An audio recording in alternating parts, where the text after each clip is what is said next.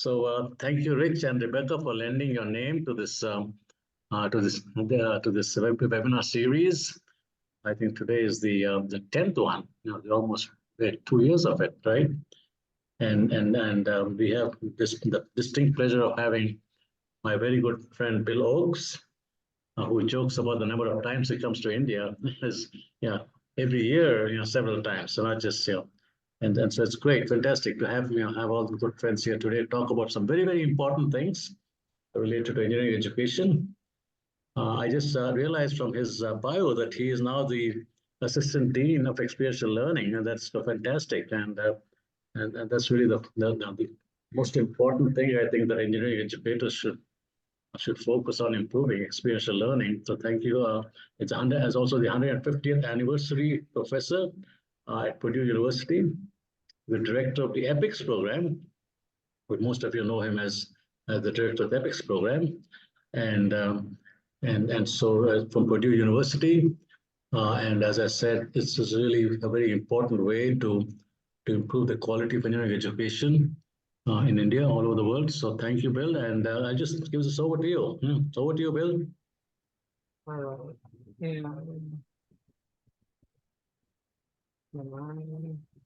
Just turn on your slides and off we go.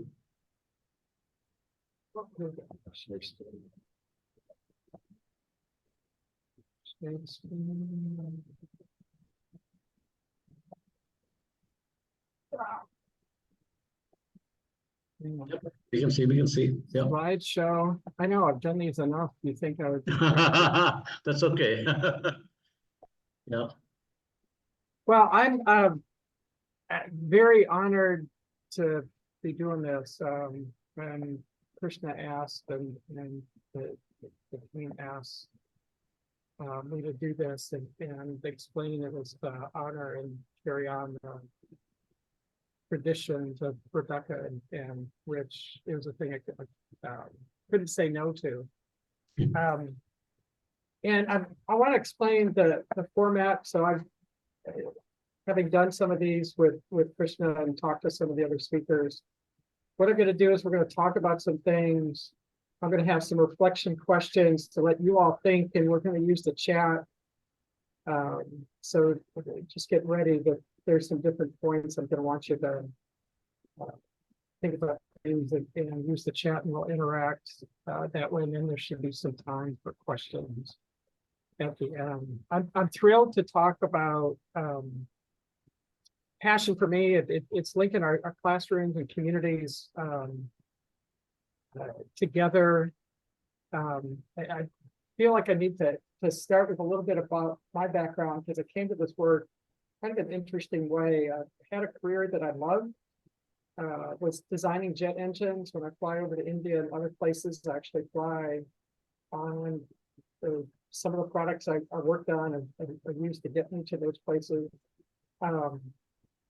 I really thought, and what got me to leave industry to join academia was I saw a mismatch on how we were preparing students for India. That we as academics get good at teaching students how to be good students, how to figure out the grading system, how to shoot for 90%, or whatever the top grade is, memorizing things for exams. Those skills don't directly translate to industry, and they're things that they need out in the professional world that we don't always do in traditional classes. I really believe that the way to do that was to have industry projects, that students needed to work on things that looked like what they were going to work on later in their careers. And for me, coming out of aerospace, it was looking at it a lot like jet engines. That's actually a picture of a GE engine. That all changed in 1998 when I was assigned to teach a class. Now, EPIC started before I was a faculty member. Leah Jameson, Ed Boyle, Hank Dietz, in electrical and computer engineering at Purdue, started these EPICS courses. And the idea on EPICS was to give students a design experience, but it wasn't with an industry project, it was with a community partner. And so the projects there, instead of looking like something that would fly this is an example of a sailboat that was modified to allow children with severe disability to actually steer the boat.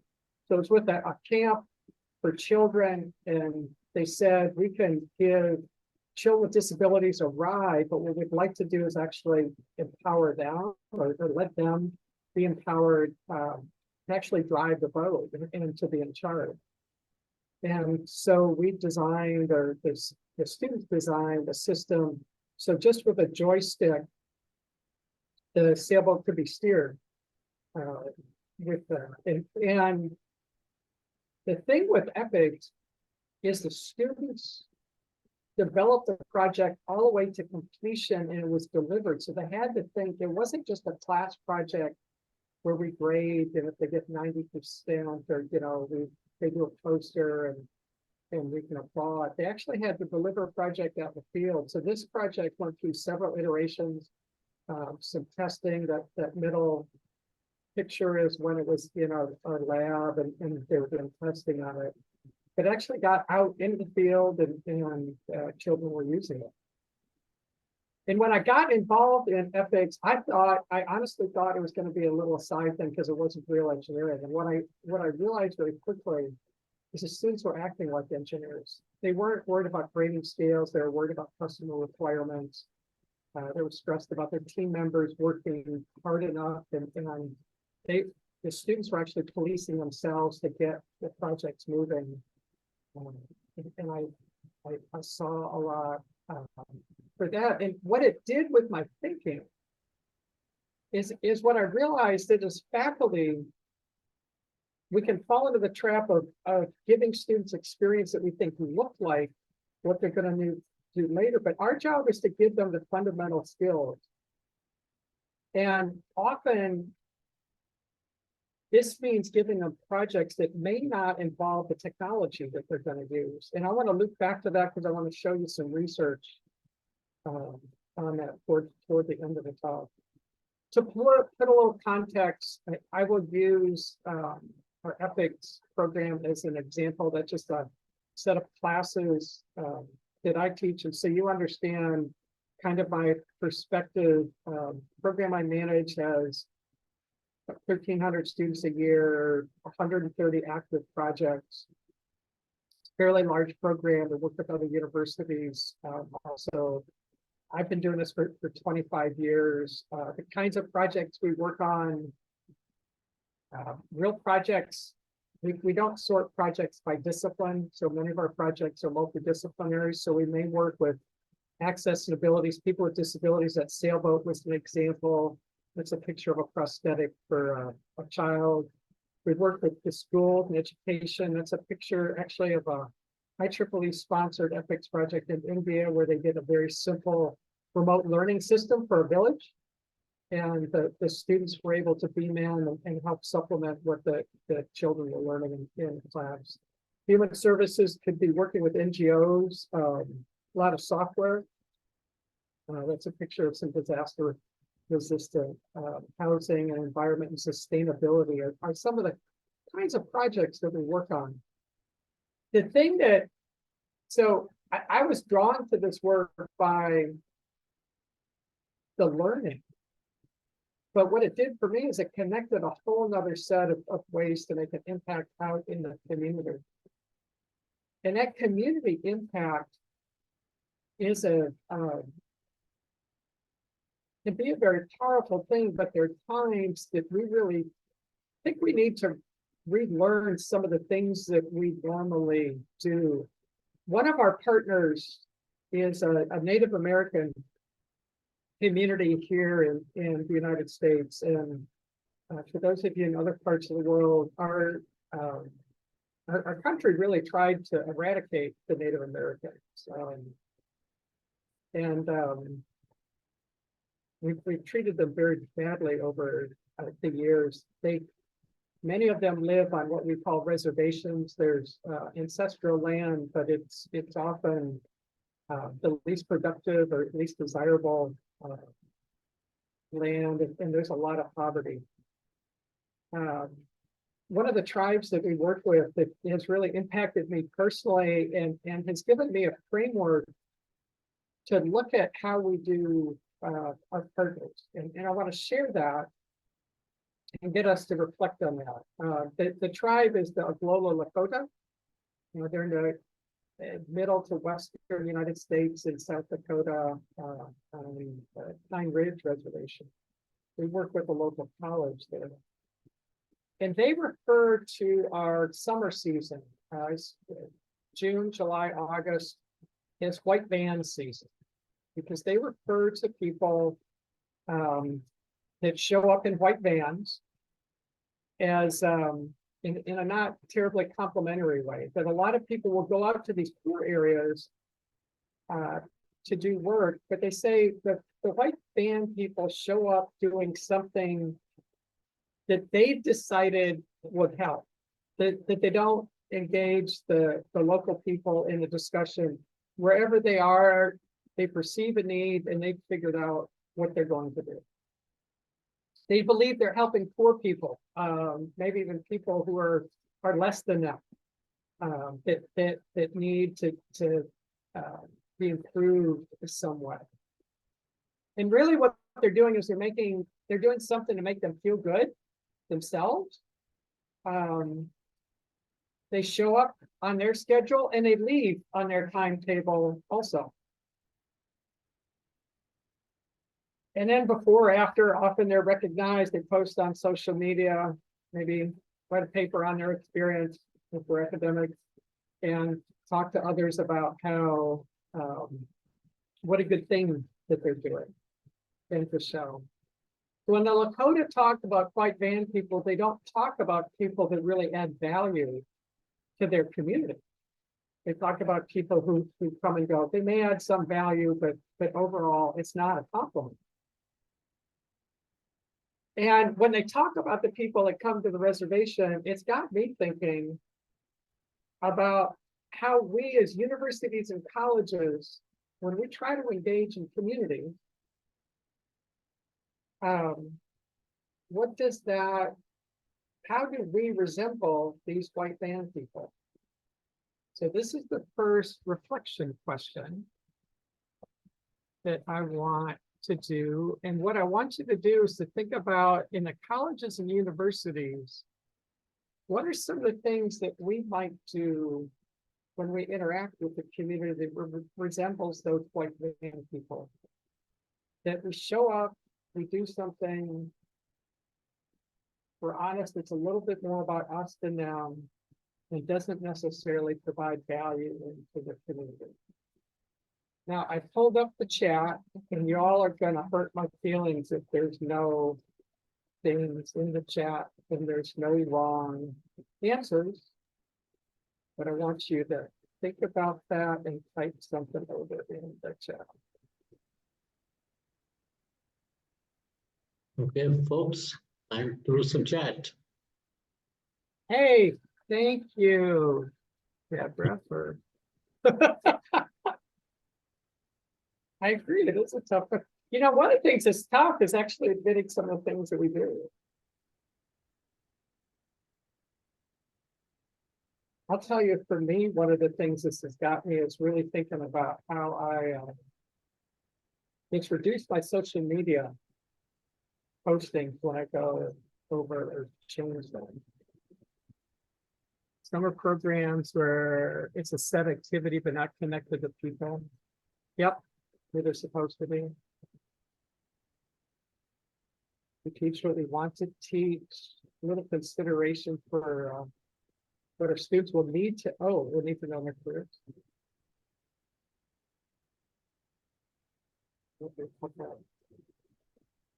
All right, guys, there are 100 people. Thank you, Rich. 106 people here. Sir, I have got one. Show me it. Chat, put it in the chat. Better to put Oh, in sorry. chat. No, that's good. You know, it's interesting that when we think that we as faculty, and this is the stretch with the community work, it is how to involve our students, but then we also involve the community. Most of the time,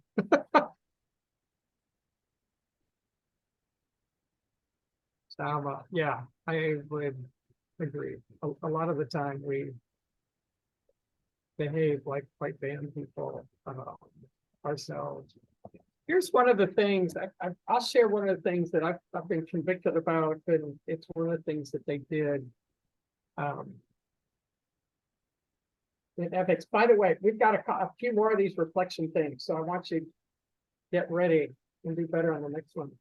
But one of the things that we do in our academic structures is when we look at experiences, we're bound by a semester or quarter, some type of academic term. If we're going to put a project in, students come in, they don't know anything, they're going to learn what we do. The project is magically going to take that amount of time.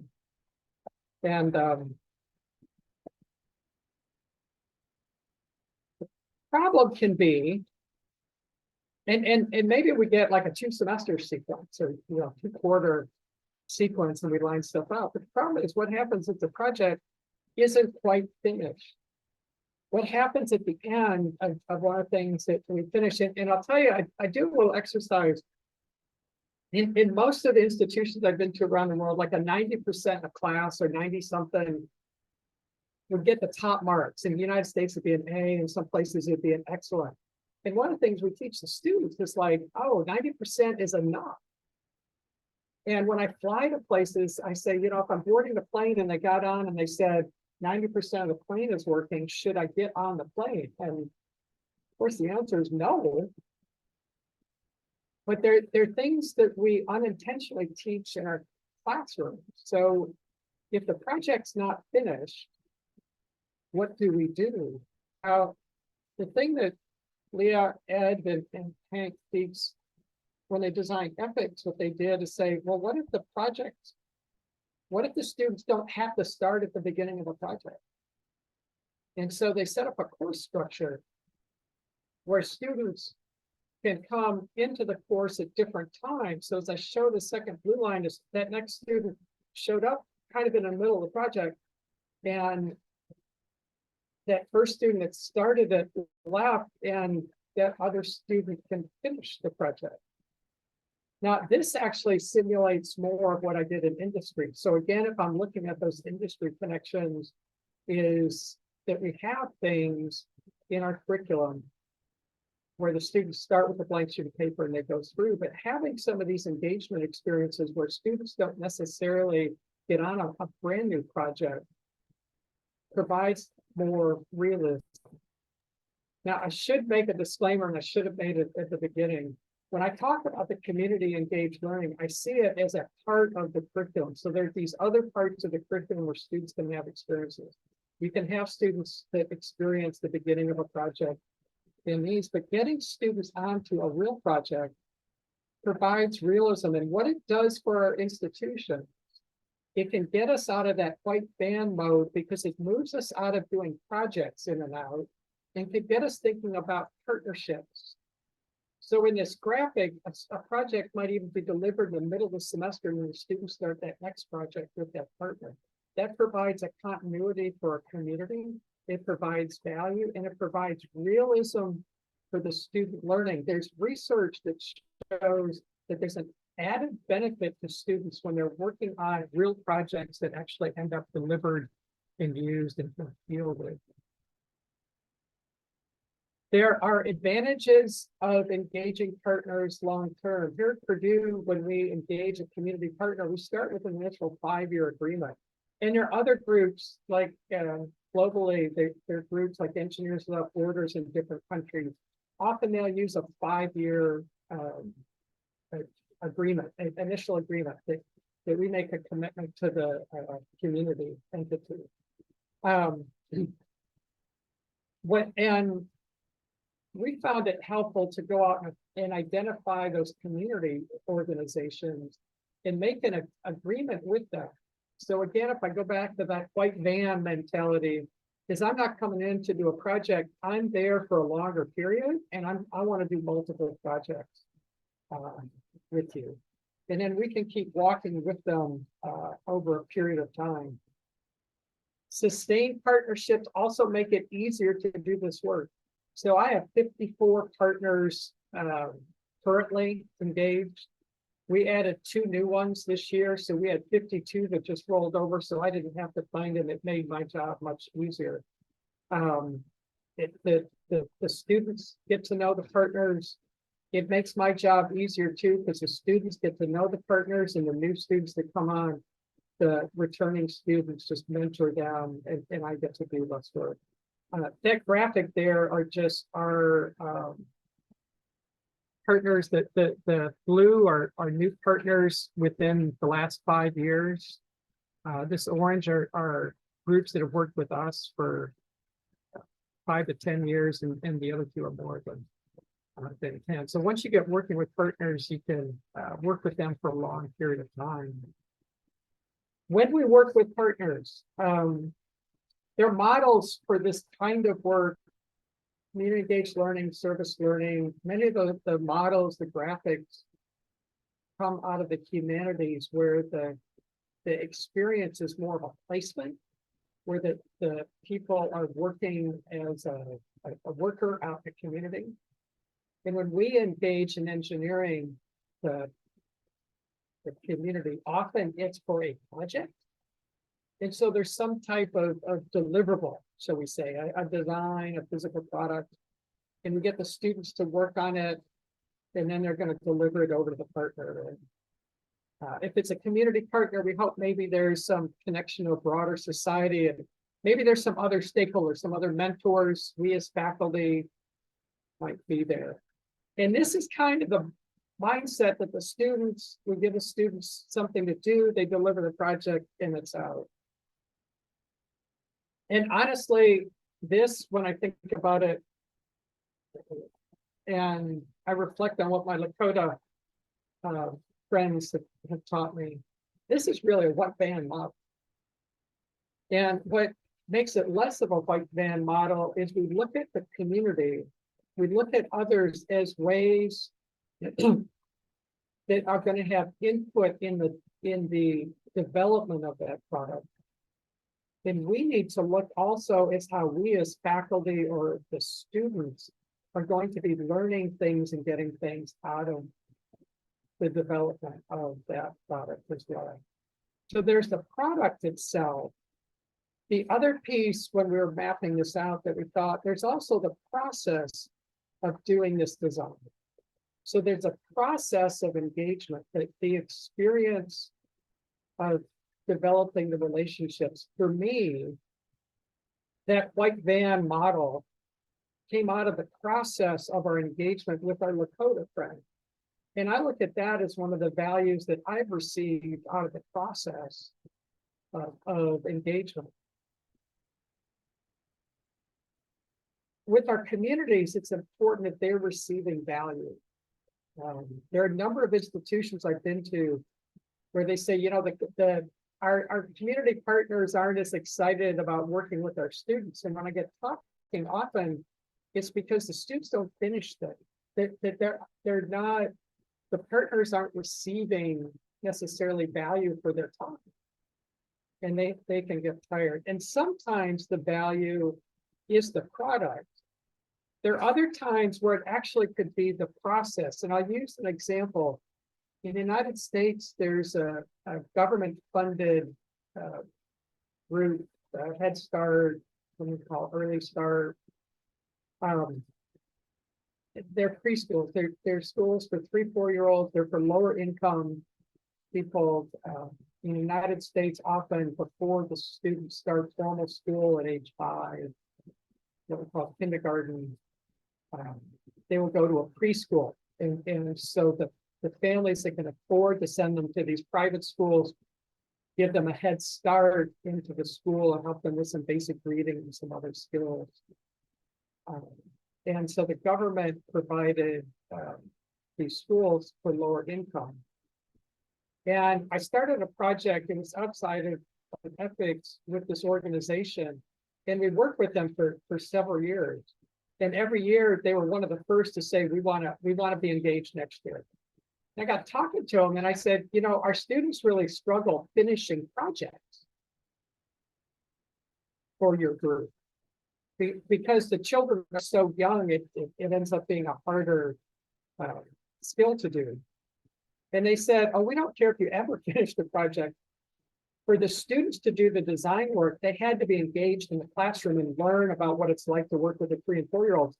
Said, we're interested in getting the university students interacting with these 3- and 4-year-olds because many of them come from families where nobody goes to college. And so the value that they were getting was in that process. And so I use that example because as we engage with the communities to look at how we can add value, are there activities that we're doing? It can be the design, or it can be the process that we use. I give you another a case of some other students. They were working with children with autism and developing a communication device. And one of the tools that they would use for the children is they would teach them to hold up flashcards. And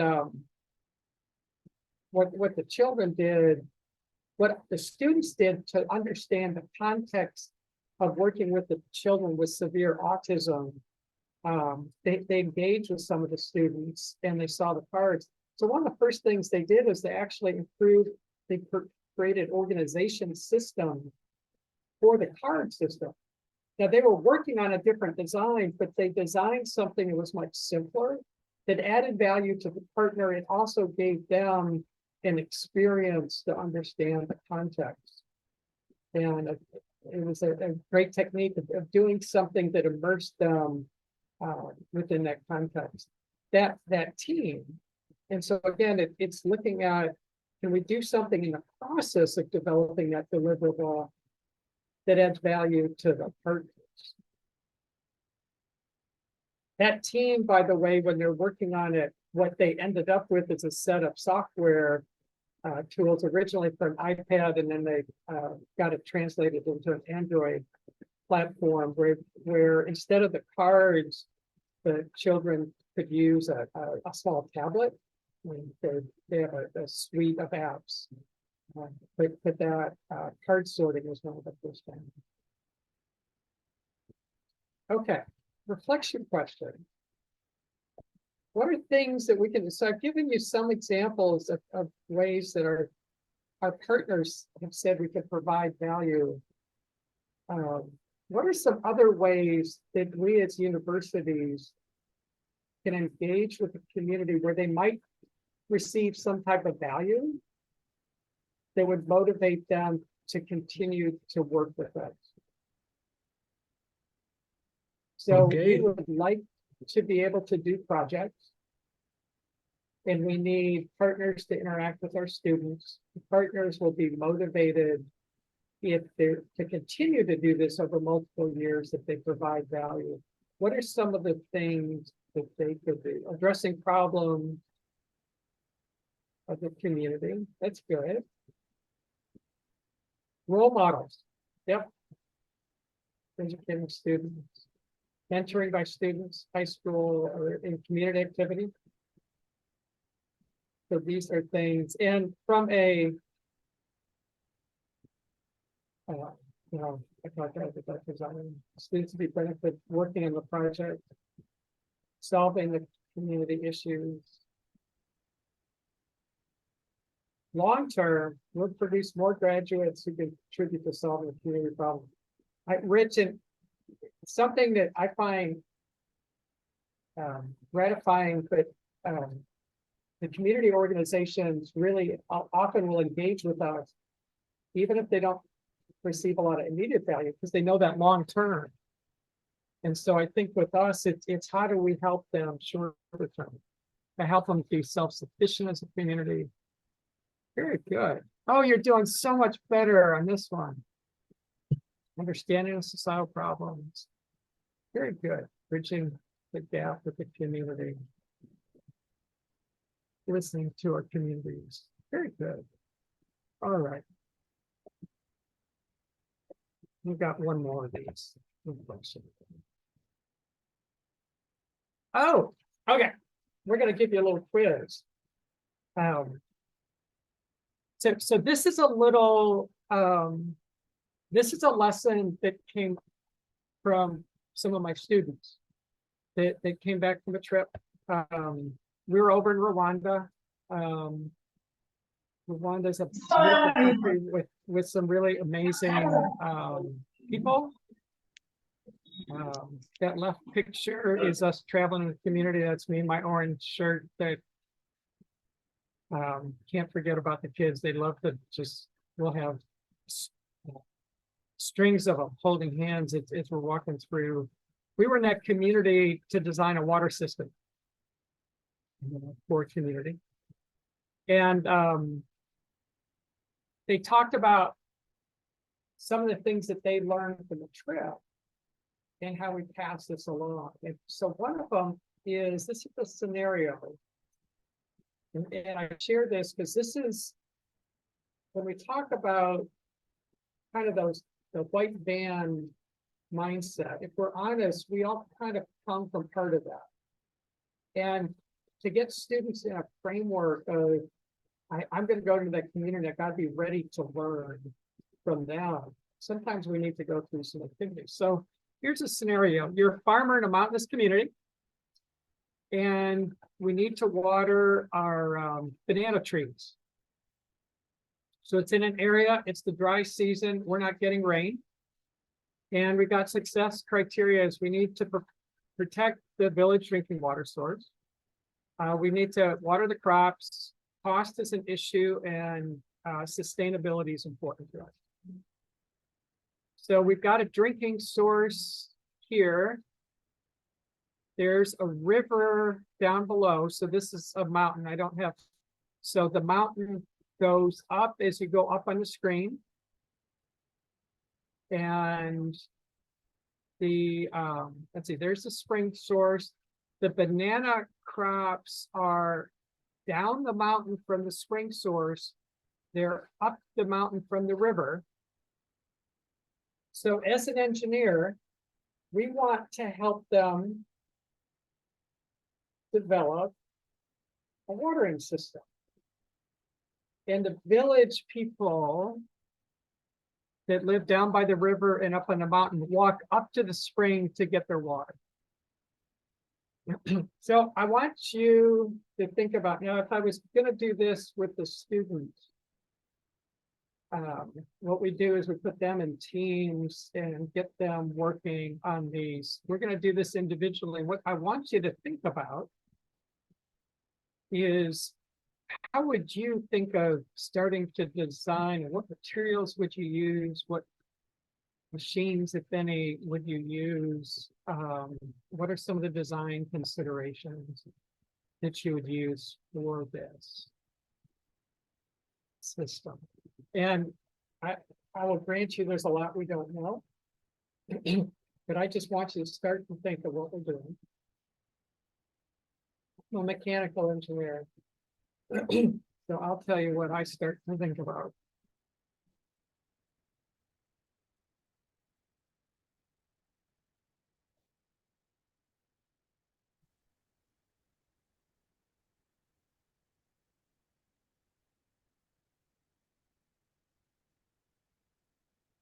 Yes, please enter your thoughts in the chat. Yeah, sure. Okay. Very good. Some type of pumping system. Oh, I'm totally into pumps. I'm a mechanical engineer. Make artificial ponds and lakes to store water. That's great. Yeah, Rebecca, I'm totally like, I'm gonna go down to the river and I'm gonna pump the system out, terracing. Okay, these are great. So we get the students to design some things. I'm gonna show you the system that we found, rainwater harvesting. We went up to the spring one morning, and this is what we found. What they did is they went up to the spring, they went downstream of where the spring comes in, where the people take their drinking water. So they're tapping into water that's flowing along the ground after the people have taken it. So it's excess water just flowing down to the river. They took banana leaves and they just strung them together and made an irrigation network to water banana leaves. no interference with the drinking water, no machines, no electricity, no power, no machines that could fail. Cost is zero and it's 100% biodegradable, 100% sustainable. When we evaluated this, that solution comes up. I'm going to pick on Rebecca because Rebecca had the same thing. I'm like, I got a pump and I got stuff, and I get there. Those farmers had a better solution than I had. So we use this sometimes to say, you know, there are things that we can learn from the local solution that may even be better than some of the engineered solution. So I just share that as something that's humbled me. I think when, you know, we do this, and I'd be interested in the chat, and we think about like your students, what are some of the things that they could learn from your local community?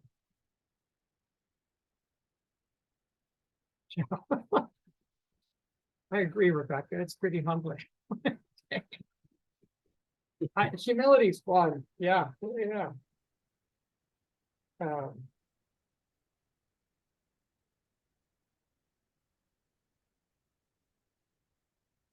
Practicality. The challenges that they face very much. Simple solutions are the better. So here's the thing I know, and I think Tanzania used bamboo. Yeah.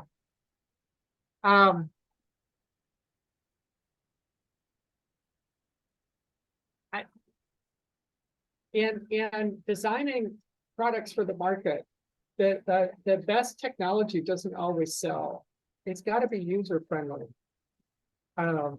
Getting students to learn how to work with others and to get information from them is one of the most important skills I think that we can get. Oh, you are doing great. Indigenous knowledge. Oh my word, yes. You know, when I work with my Indigenous colleagues and we're, quote, discovering sustainability principles that they've had learned for generations. So some final things in this last segment. One of the important things is allowing students space so they can make mistakes. And we can coach them. Too much in our classrooms, we prescribe things. This is an organizational chart that we have in our teams, and normally we'd have the teacher up here, but this is actually the organizational chart that we use, and that project manager for us is a student. And empowering the students to be able to lead these things as we walk with them, as we can walk to make sure that they're not going to make mistakes, but how do we give them ownership and power? I'm sure many of you have seen this. You know, this is something when we talk about these experiences, one of the questions comes up, what do I take out of the curriculum? And, you know, we're lecturing up here where the students don't have much retention. And then actually going down and doing projects can increase their retention or their understanding. So having some of these experiences in the curriculum where students need to use some of the other skills they learned in some of their other courses can be a huge benefit to the entire curriculum. Some research findings that we've had is that students that are learning to come together to solve real problems, especially from different disciplines, is one of the most valuable skills as future professionals. They also talk that it's frustrating. There's some frustration both on faculty and students working across disciplines.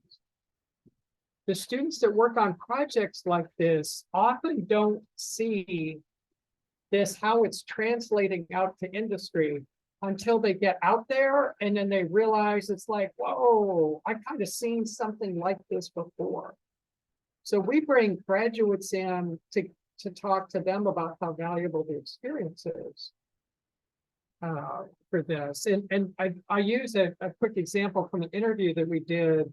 A young woman led one of our community teams, went out, got promoted faster than her peers, which in the research data is a little common for people who've had these experiences. And she worked for a multinational company, and one of the big clients was unhappy, and the company sent her to meet with a client to try to save the account. And she was very stressed because she said, you know, if I'm not successful, we could lose business and people could lose their jobs. And she got into the meeting. She said, as partway through the meeting, she got a calmer because she realized I've done this before. That when she was a leader with the community organization was not happy with their team, you know, and she listened to the group, she went back, she got her team on the right track and repaired that relationship. Because she goes, it's the same thing, that the partner need to be heard. I brought their concerns back to our company. We addressed those. We showed the customer, you know, that we cared and we responded, and she saved the account. But she did not think before that experience that experience, in her case, it was a school, was going to translate out into industry. We did some research on graduates from engineers throughout borders in the United States from chapters across the country. And there were some things, and we looked at different groupings, if they were statistically significant. And there were some things that in EWB USA, a lot of the projects are international. So students that went on a trip, there's a difference in their experience. The ones that participated for a longer time, that participated for 3 years or more, there was a difference. There was also a difference if they've seen multiple phases of the project. So the project went through different phases. Those were totally unexpected. But one of the things that surprised me was in EWB in the United States, almost all the projects are civil engineering projects. They're water, sanitation, or bridges. And we sorted the data by civil engineering and environmental engineering and everybody else. And there was no statistical difference on the impact of that experience in their future careers. These were graduates out, they've been working 5, 10, 15 years. So we had electronics engineers, mechanical engineers that worked on water systems with no electricity, no moving parts, that talked about this was one of the most significant experiences in their academic program. And some of the reasons that they did is they talked about the process of thinking about projects or listening to stakeholders.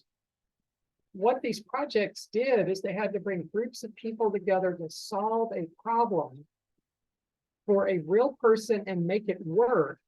That's what they do in their jobs every day.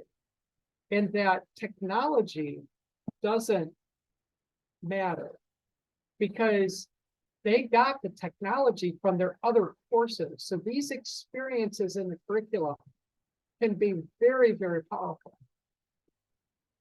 And if it's complemented with others, and what I see too often, this is a white van thing, a white van mindset, that we go out into a village and we design an IoT, AI, bio-inspired nano device. I don't know if I forgot any buzzwords, but we try to bring as much technology in to solve a problem that might be able to be solved with the banana leaf. And getting the students to come up with the right technologies, not as a substitute for the rest of the curriculum, that they're learning the IoT and AI and those things in other classes, but to give them this experience can be very, very powerful. These experiences, to really be all that they can be, need to have reflection. They need to have reflection written in, and we've kind of done that during this presentation, but I really think having some reflection that students get feedback on, to get them to think about what they're doing, to make what we want them to learn visible. Often the students are having an experience that they may not understand. We need to draw out the learning. The students, I've had this many times where I go out and I think, wow, the students had an amazing experience, what they saw.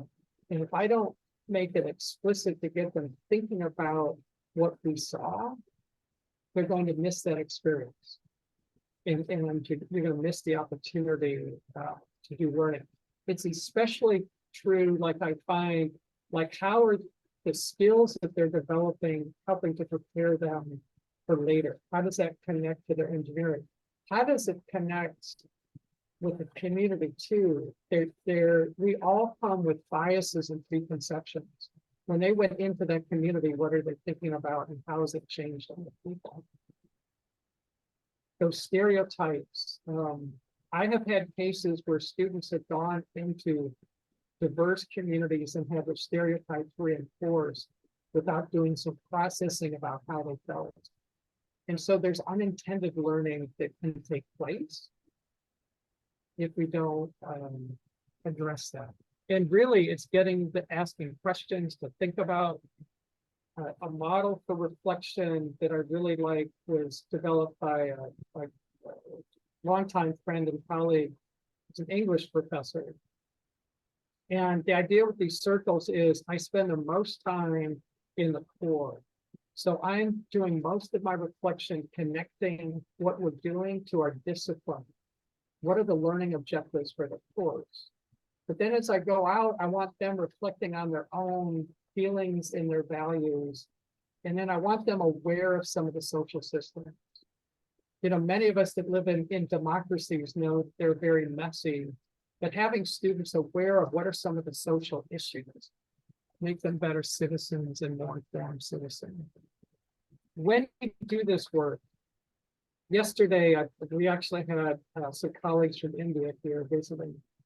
And one of the colleagues was from upper management and was talking about all the things that we're going to do very fast. And I said, I like to think of things in a stairs. If I'm going to start this, how do I start? I want to, you know, when you think about why we have stairs in buildings, it's for us to get to different levels in the buildings, but to do it in a manageable way that we take one step at a time. If I want to launch in and I want to start to do some community work, I want to look at, can I start small with something I understand?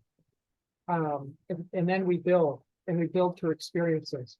I will tell you, one of the most effective ways I think to start, if we're starting a class, is get the students to help do a survey and come up with ideas that we can do. Engage them in ideas, not promising we're going to do all the ideas, but I can get the ideas and I can pick one partner to start to work with in a small group of students.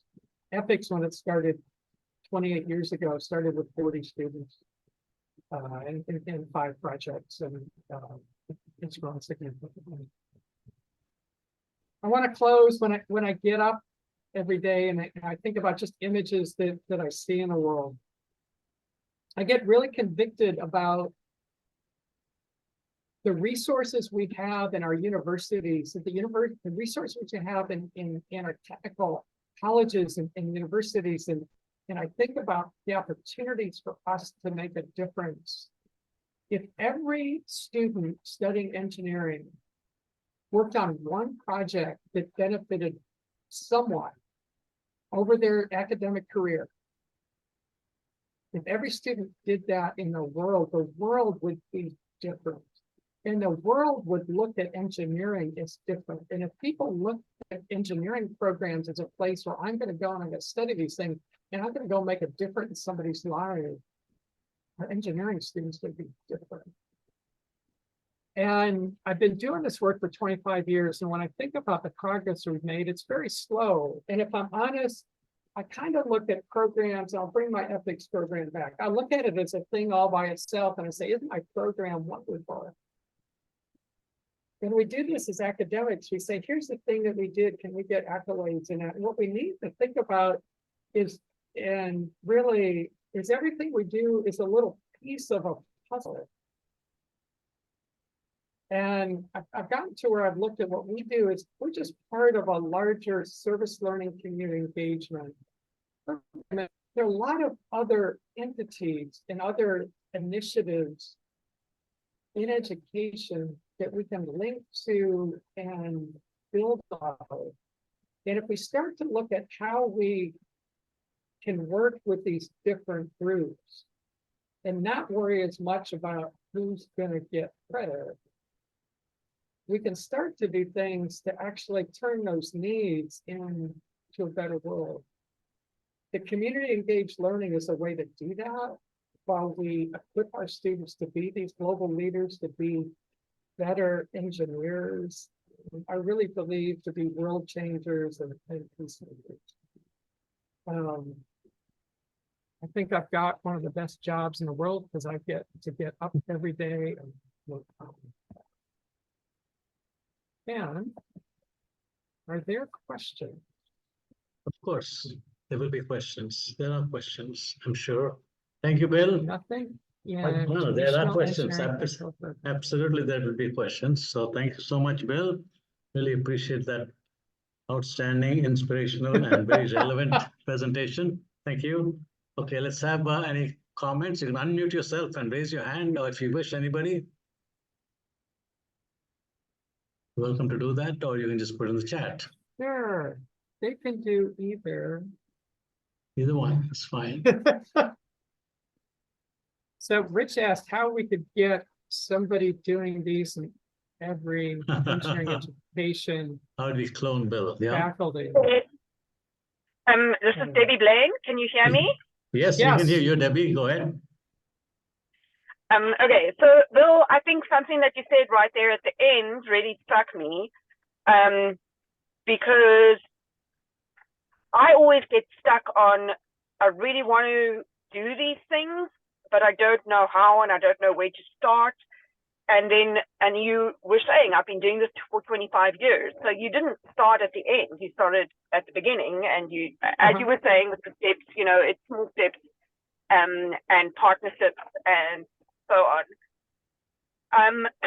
And I think there's also, I mean, well, I'm assuming that you must have made sacrifices along the way, personal sacrifices in terms of choosing these projects that are maybe not going to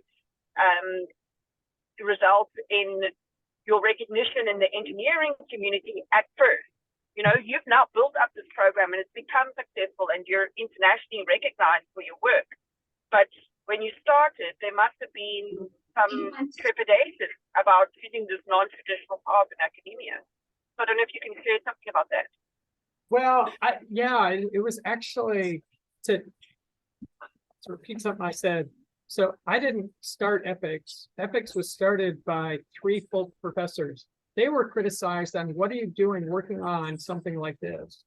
So they were actually criticized over for that. As we became more successful, there was less criticism.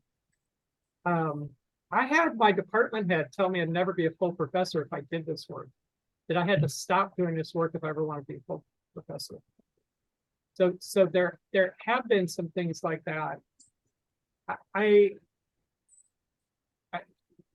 In the introduction, so I am a full professor and actually a chaired professor through the engagement. So some of this is I think we in academia, if you look at, I think the scholarship of engagement, of having that as a career path for some, it is an important piece. I do think doing this work in ways that can count in some of the buckets. So I've, you know, I shared some of the research that we've done, that there's research that you can do on this. I think you can do it, and it depends on the institution. There are times you can do it where some of these things can count. There are also different times in your career when you can do those. For me, the title, you know, when I was told at that point I was tenured associate professor, that I may never be a full professor, but I could do this work. For me, it was an easy choice to continue to do the work. But I've had good mentors. I think that what we can do is to help mentor. We can mentor faculty. We can also provide people that that can help look at this work and provide credibility. In the United States, there's some of the, even some of the top universities that are looking at engagement as a scholarship path. And I think we can look at that. Any other? But yeah, it can be a barrier. Yeah. Any other comments, questions? Just raise your hand or just unmute yourself and chat.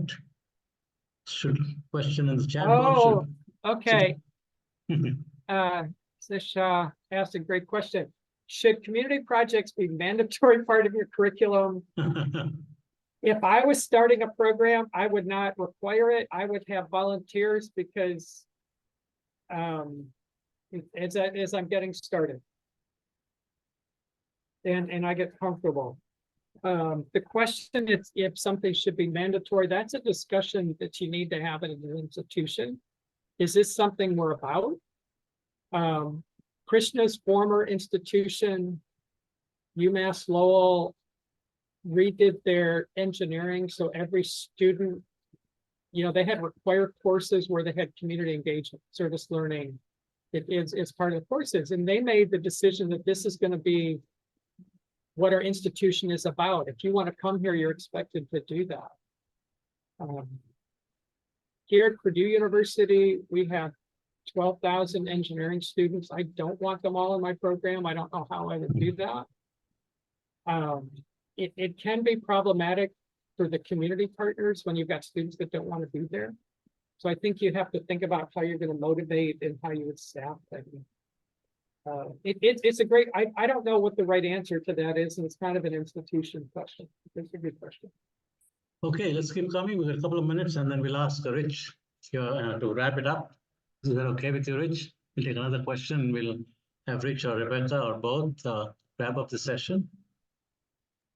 Okay, so here's a great... Answers here. Okay, you're back. Okay, I didn't realize you... Okay, great. Okay. So we'll have... So I got a question. I got a good question as stat. Is starting as a non-credit course, does it also work? The answer to that is it could, but here's a danger. Once you get something started, a lot of people look at what it is, and this kind of work looks different. So if I started outside the curriculum, other faculty colleagues may say, oh, that's great outside the curriculum, and you get successful, and then say, do I want to move it in? I would start in the curriculum for credit to establish that credibility so when people see it, I don't view, and this is an important thing in engineering, I view what our course is not a touchy-feely community relations class. It's a design course. I have evidence that the students learn design. They've learned it as good or better as other design courses.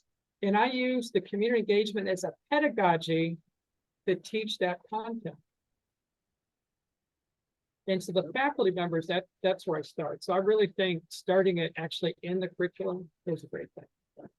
Okay, Richard, over to you. All right. I could talk for an entire hour on the benefits of a program of EPICS and programs like EPICS to our profession and to the world in general. I'll just say that when I think about what engineering education contributes to the world and what the graduates go out and do, there have been a number of papers published in the last couple of years in which they go out to people who hire engineering graduates, the corporate managers, the human relations people who interview engineering graduates and decide whether to hire them or not. And they survey those people and say, what do you find in the people that you've hired recently most lacking in the graduates, the things that you have to then go out and teach them because their education didn't teach it to them? And their ability to solve differential equations and to design centrifugal pumps and that sort of thing is 17th on the list of things that they wish there were more of in the curriculum, if they even show up at all. The things at the top of everyone's list are the real world professional skills, things like communications, things like teamwork, things like figuring out what's really needed on a project and then going out and solving it. That's not in the courses that we generally teach. That is in EPICS. That's what EPICS is all about. It's preparing students to go out and solve the problems that engineers are going to be called on to solve. And that was the basis of the question that I raised in the chat. Not all engineering graduates with doctorates are prepared to create and implement programs like EPICS. Bill Oakes has done that, and I think he's done that better than anyone else in the world that I can think of. And the question, I think, facing engineering as education is not how can we clone Bill, because there are lots of different ways one could do it, but how can we produce people who take that as their mission and then reward them for doing it as well as Bill has done. I don't have the answer to that question, but I think it's a question all of us should be pondering. And I am eternally grateful to Bill Oakes for everything he has brought to our profession. Well said, my friend Richard. Well said. So with that, let's go to Hans. Richard, these are very, very inspiring comments you made, and I agree with you 100%. Let me just make a couple of comments before I talk very briefly for a minute in terms of IFES and GDCM activities.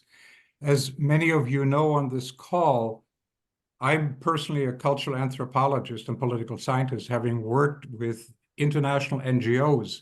One of the things I think, and Bill and I have talked about this, I've worked with CARE, with Heifer International, Save the Children in Africa, Asia, India, and all that. There are institutions, all that I think universities should spend time to build relationships with, to find some win-win opportunities with those international NGOs per se. It's a longer conversation. I don't want to get into that at this particular moment, because my journey now, as you know, has been over the last decade or so with the engineering education world at a global level. And with that, I just wanted to mention very, very briefly in Bill's reflection on the indigenous population. I'll be going to Sydney, Australia this week, working with close colleagues and friends there, our global conference this December at Sydney. And an important dimension of the program will also be finding ways, and we will, to work with the indigenous communities in Australia. I just wanted to plant that seed and encourage some of you to think about coming to join us in December. Also, in close contact with, this is a whole different world for many of us. India is much, much closer to Australia compared to other parts and continents. Also, in terms of New Zealand, there's a conference there right after our conference, for example, in December, without going to contact. Let me know. So I just wanted to share that with the IFES GDC community. Will be there at a global level, and hopefully numerous of you will join us. The other thing, very briefly, IFES GDC will bring together colleagues and friends, et cetera, in Portland, Oregon now during the ASCE conference coming up in June. I want to just plant that seed, and I know some of you will be there. I'm very happy that we finished brilliantly under the leadership of Professor Sushma Kulkarni in India, our India book, and now almost completing our Arab world and Southeast Asia book of women leaders, engineering leaders at a global world. I'm very, very happy. I just returned a couple of weeks from China after a long time. A lot of resistance of friends and colleagues globally to travel on that. It was at Shenzhen, at Sashtec University, and I was very happy to reconnect with many friends and colleagues that I've known in China for years. And there's great interest on them to reconnect again with colleagues and partners throughout the world, that the IFES and GDC community. And there'll be also some in Portland coming up, and certainly in Sydney. I just wanted to let you know. And a final comment, I'm in close discussions to host in the Western Balkan this September. And a very unique, very fascinating part of Europe will be there in Montenegro. And again, This is far away from many of you, but again, we're bringing together academic leaders, corporate, but also hopefully students, which are an important part of our communities. So with that just brief update, it's Thank just you. beautiful. It was a beautiful presentation today, William. It touched all of us at many, many different levels. Thank you. Thank you very much. Thank you, Hans and Richard, and most of all, thank you so much, my friend Bill, for once again giving an outstanding presentation and inspiring people to think about having at least one person in each of the departments who kind of follows your path. So, Trailblazer, thank you, everybody. Good night, good evening, Good good night. morning, Thank wherever you. you are, different parts Peace of the be world. with you. Thank Bye-bye. you. Bye-bye. Bye-bye.